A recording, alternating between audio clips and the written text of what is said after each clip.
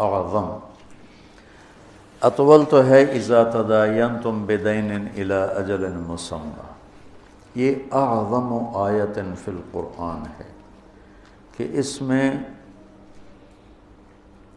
اللہ کے نام کا تکرار ایک آیت میں، ابھی میں آپ کو گن کے سناتا ہوں کہ کتنا ہے.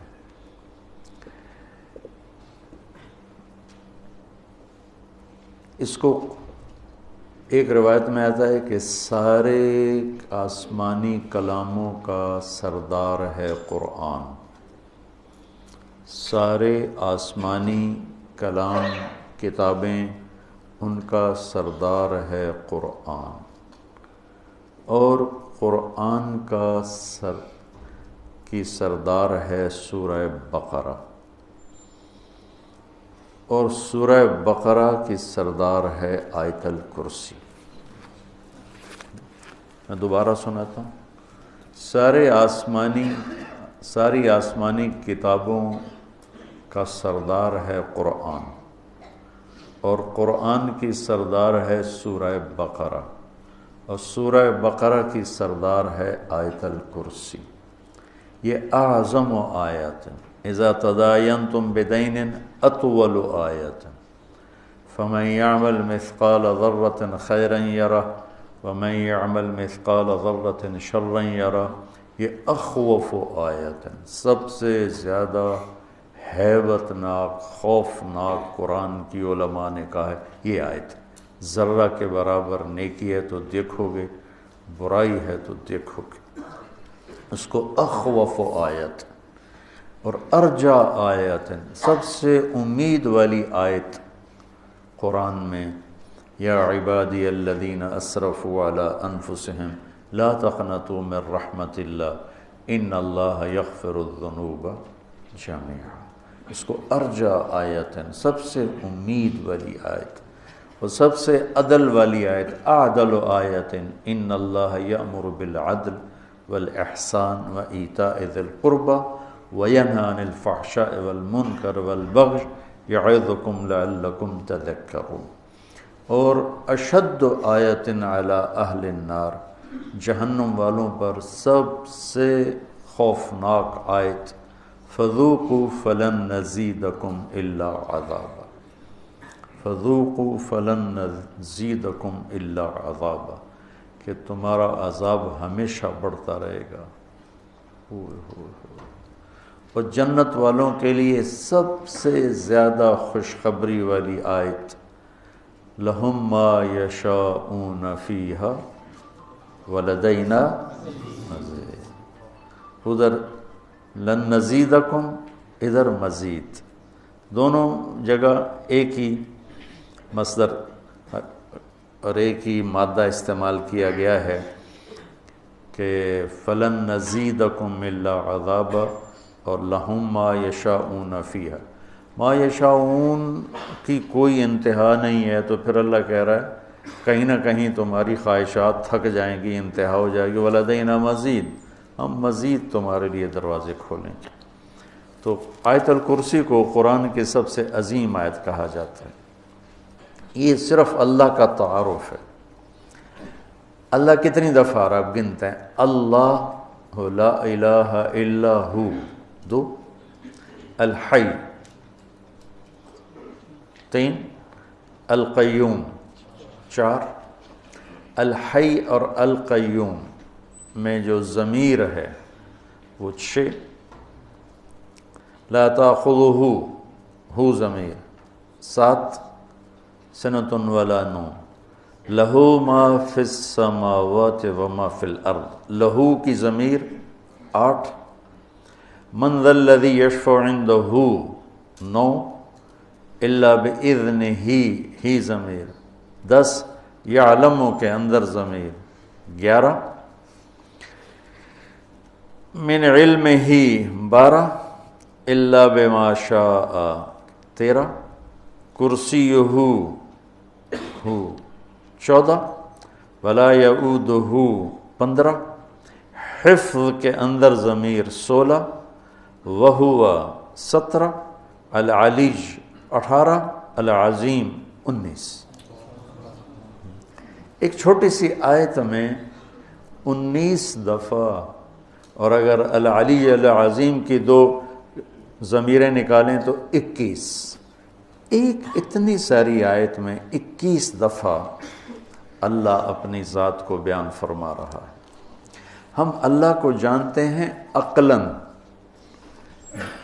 ابھی اللہ کی محبت دل کے تاروں پہ نغمہ بن کے نہیں چھڑی، صرف ہم فقہی، اصطلاحی اور قانونی طور پر اپنے اللہ کو پہچانتے ہیں، اور یہ بھی ایمان کا درجہ ہے، کوئی شک نہیں۔ لیکن جو ایمان کا درجہ مطلوب ہے، اذا ذکر اللہ وجلت قلوبہم، کہ اللہ کا نام آئے تو دل کی دنیا ہی بدل جائے۔ چمی گویم مسلمانم بلرزم، کہ دانم مشکلات لا الارا۔ اللہ تعالیٰ اقبال کی قبر روشن کرے۔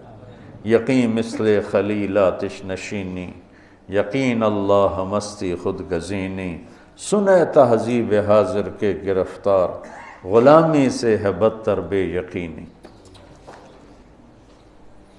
اچھا، اس کو ایک اور طرح ہم دیکھتے ہیں جو کہ قرآن کا حسن ہے، اور قرآن کی کہ جو میں کہتا رہتا ہوں، میں تو نہ وہاں تک پہنچ سکا، تمہیں پہنچا ہوا دیکھنا چاہتا ہوں، اپنے خوابوں کی تعبیر تمہارے اندر ڈھونڈتا ہوں، کہ تم قرآن کی خوبصورتی کو نکالو، لوگوں کے سامنے لاؤ کہ کیسا حسین کلام ہے، کیسا خوبصورت کلام ہے۔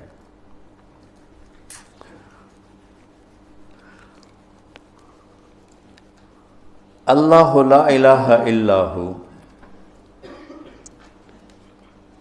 اللہ اپنا تعارف کروا رہا ہے۔ الحی القیوم، ہمیشہ زندہ، ہمیشہ قائم۔ لا تأخذہ سنۃ ولا نوم، لا ینأس ولا ینام تو نہیں کہا، چونکہ وہ طاقتور مفہوم لا ینام میں نہیں پیدا ہوتا۔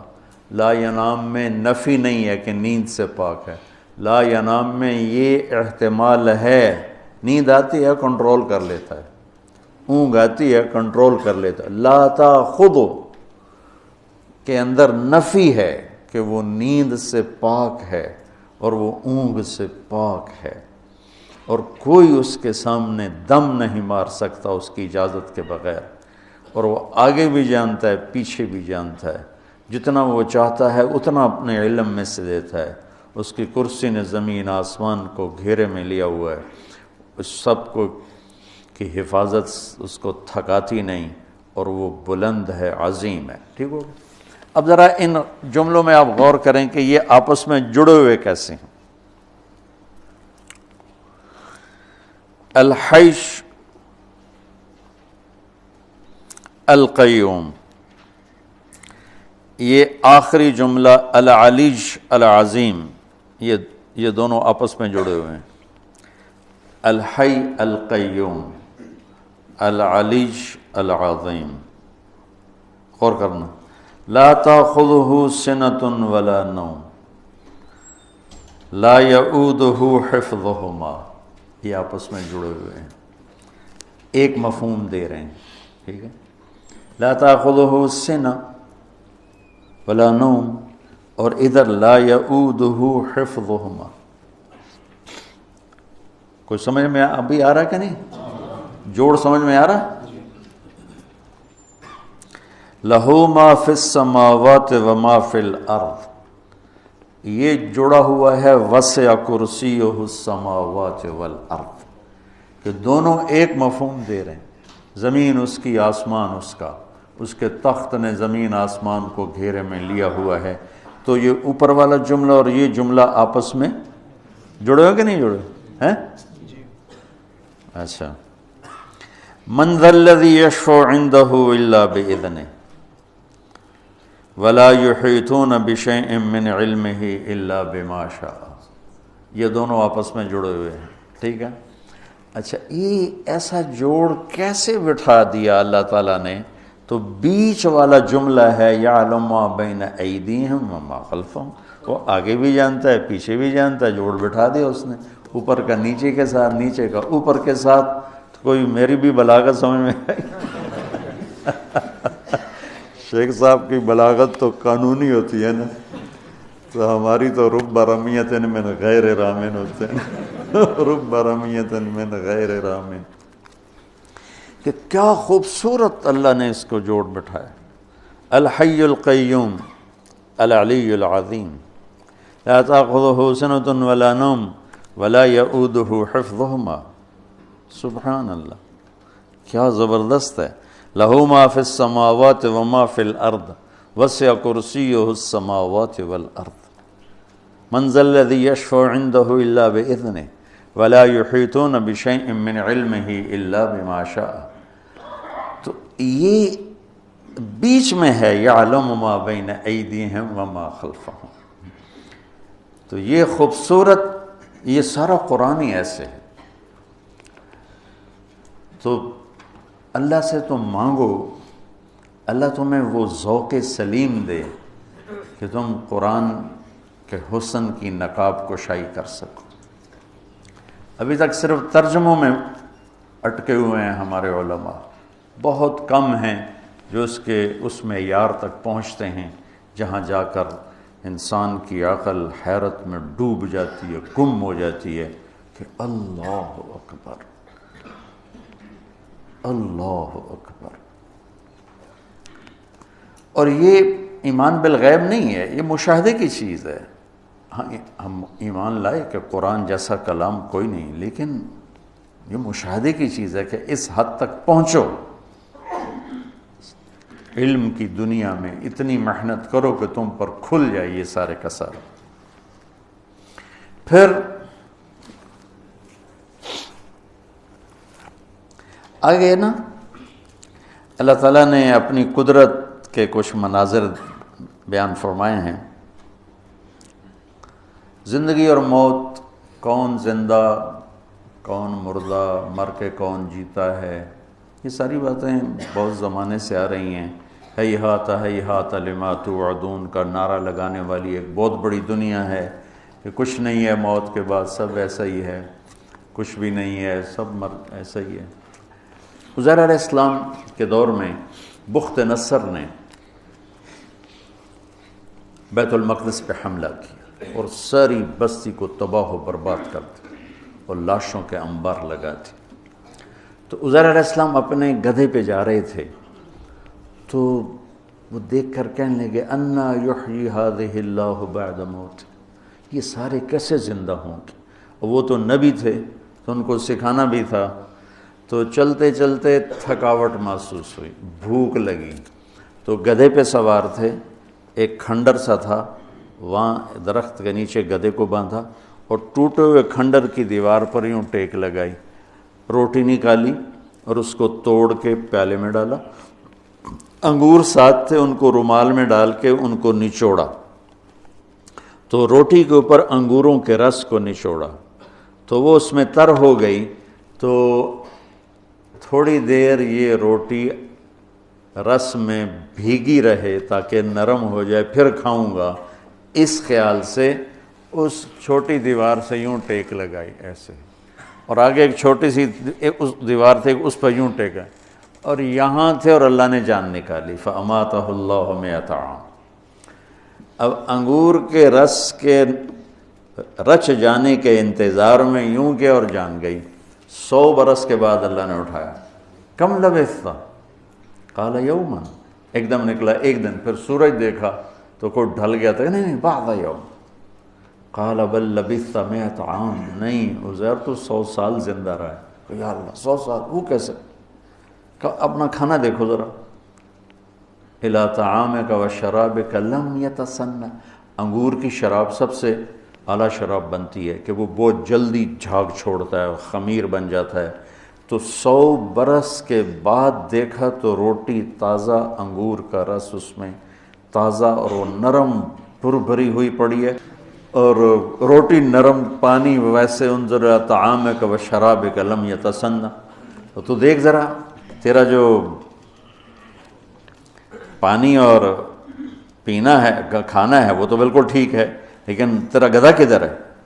وہ تو کوئی نہیں ہے کہ دیکھ میں اسے کیسے زندہ، انظر الی العظام کیف ننشزها ثم نکسوها لحما، ابھی دیکھ میں کیا کرتا ہوں۔ تو اللہ تعالیٰ کا جو امر آیا تو زمین پہ جو اس کو جو مٹی بن چکی تھی ہڈیاں، وہی ہڈیاں بن کے زندہ ہو گئیں اور ڈھانچہ بن گئیں، اس کے اوپر گوشت چڑھا، اس کے اوپر یہ سارا پروسیس عزیر علیہ السلام نے آنکھوں سے دیکھا، سارا گدھا مکمل ہوا۔ پھر تیسرا واقعہ اللہ تعالیٰ نے ابراہیم علیہ السلام کا سنایا کہ یا اللہ تو مردے زندہ کیسے کرے گا؟ قال اولم تؤمن قال بلا ولکن لیطمئن قلبی، اطمینان قلب کے لیے چاہتا ہوں۔ کہا فخذ اربعۃ من الطیر وصرہن الیک ثم اجعل علی کل جبل منہن جزءا ثم ادعہن یأتینک سعیا، کہ 4 پرندے لے لے۔ وہ کوئی 4 پرندے تھے، مفسرین نے لکھے ہیں، کوئی کہتا ہے مور تھا، کبوتر تھا، فاختہ تھی، کوا تھا، جو بھی تھے، بہرحال 4 پرندے تھے، اس سے کوئی بحث نہیں کہ کون سے تھے۔ ان کو اپنے سے مانوس کر لیا، پھر اس کے بعد ان کو کاٹا اور ان کے کیما کر کے بوٹیاں ملا دی، اور ایک حصہ یہاں، ایک یہاں، ایک یہاں، ایک یہاں۔ تو اللہ تعالیٰ نے کہا یاتینک سعیا، یہ نہیں کہا یاتینک طیرا، اڑتے ہوئے تیرے پاس آئیں گے، نہیں، سعیا، چلتے ہوئے آئیں گے ایسے، تاکہ تو اچھی طرح تسلی کر کے دیکھ لے کہ جو تیرا رب کر رہا ہے کیسا کر رہا ہے۔ تو وہ بھاگتے ہوئے آئیں گے، اڑتے ہوئے نہیں آئیں گے۔ پرندہ تو اڑتا ہے، اللہ نے کہا نہیں اڑاؤں گا، نہیں چلاؤں گا، اور گردن کے بغیر، گردنیں ہاتھ میں، اور بلاؤ ان کا مور آ جائے تو اس کے اجزاء اوپر اٹھے، جمع ہوئے، مور بنے، سر کے بغیر وہ چلتا آ رہا ہے، تاکہ ابراہیم علیہ السلام اچھی طرح دیکھ لیں۔ اڑتے ہوئے آئے تو شاید وہ تیزی کی وجہ سے پورا پتہ نہ چلے، تو اس طرح آئے، اس طرح۔ تو جب وہ گردن 7 فٹ کی تو 7 ہی فٹ ہو گئی، ہر ایک کی گردن فٹ کرتے کہ وہ فٹ ہو گئی۔ مولانا نظر الرحمان صاحب سے سنا، میں نے خود نہیں پڑھا، کہ وہ جب وہ مور آیا تو کوے کی گردن آگے کر دی، تو اس نے گردن یوں کر دی، پھر اس نے وہ کبوتر کی گردن یوں کر دی، پھر جب مور کی تو اس نے گردن بیچ میں گھسیڑ دی، تو زندہ ہو گیا۔ تو اللہ تبارک و تعالیٰ اپنی قدرت سے جو چاہے کر کے دکھاتے۔ لا کے ساتھ ساری مخلوق کی نفی ہو جاتی ہے، کہ لا کے تلوار کے نیچے ہر چیز کی نفی ہے، الا اللہ کے ذریعے صرف اللہ کی ذات کا اس بات ہے کہ کرنے والا صرف اللہ ہے۔ لا کے نیچے اوپر 7ویں آسمان نہیں، عرش سے لے کر تحت الثری تک ہر چیز اس مالک کے سامنے بے بس ہے۔ جو لا کہا وہ لا ہوا، وہ لا بھی اس میں لا ہوا، جز لا ہوا، کل لا ہوا، پھر کیا ہوا؟ اللہ ہوا۔